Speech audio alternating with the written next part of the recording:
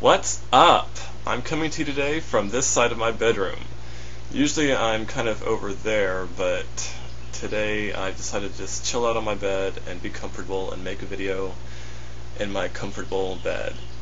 So, yeah. I'm talking to you today about mannerisms, as you could clearly tell from the title. And this is a subject that's pretty close to my heart because I realize that I do have effeminate mannerisms sometimes, and that I do, I guess to other people, sound effeminate. I guess I have a lisp or something, I don't know. And there was a certain comment, or a few comments actually, made on a couple of my other videos, of a certain quote-unquote Christian person telling me that men who are effeminate are going to hell. So apparently I'm going to hell because I do this.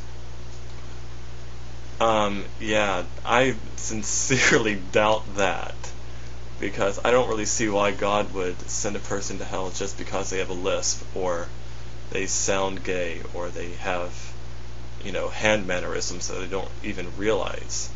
That's the thing. A lot of people, a lot of men who are effeminate, in their mannerisms and speech, they don't realize it. And if they do realize it, they can't really control it. Or it's extremely difficult to control.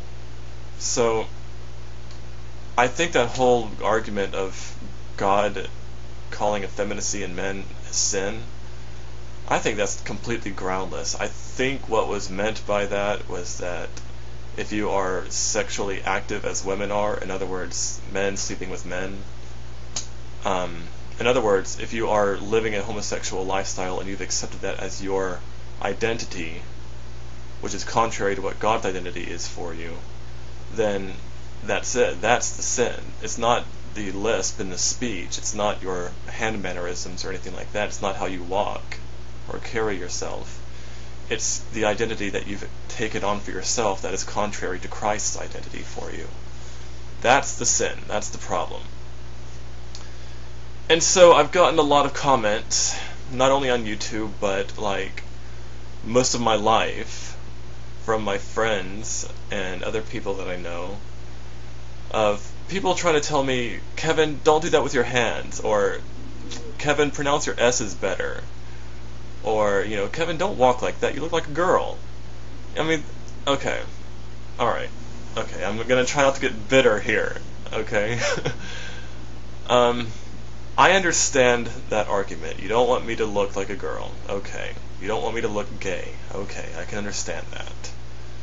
I don't really see what the big deal is with that, but if that's what is important to you, I understand. But if you want to correct the problem in me, the mannerisms are not the root problem, okay? The effeminacy is not the root problem. The lisp in speech and how I walk is not the root problem. The root problem in me is my state of emotions, my state of heart, my state of mind, my state of spirit.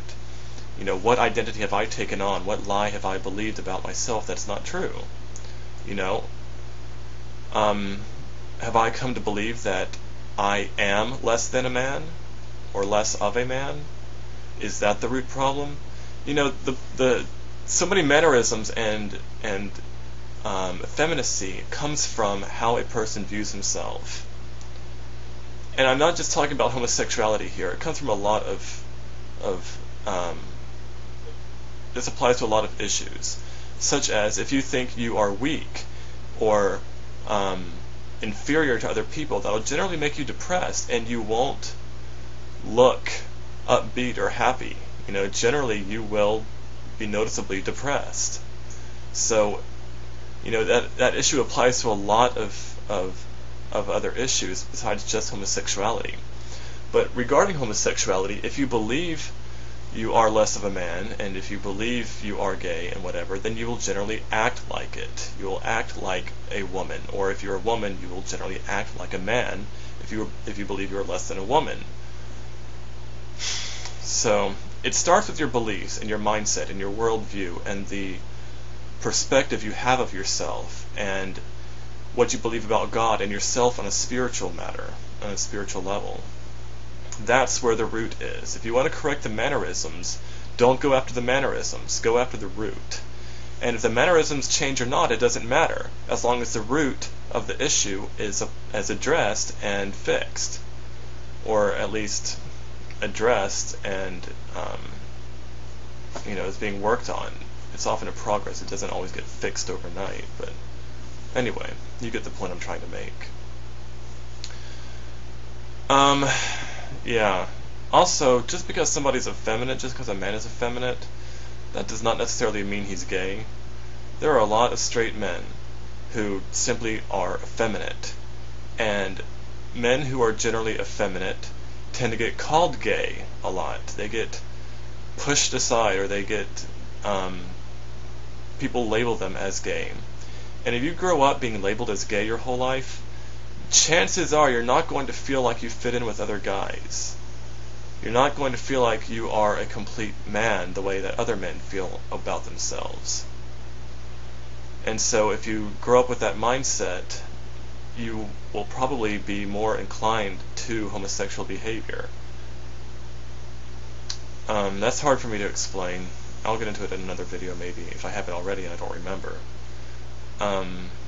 Yeah.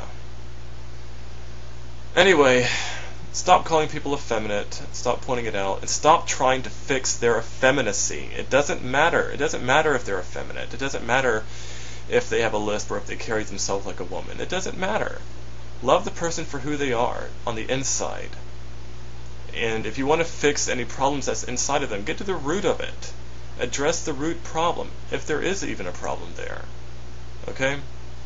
So keep that in mind next time you are talking to somebody who acts like somebody of the opposite sex. And, just try to love people. Alright? I love you, and I hope you have a great day.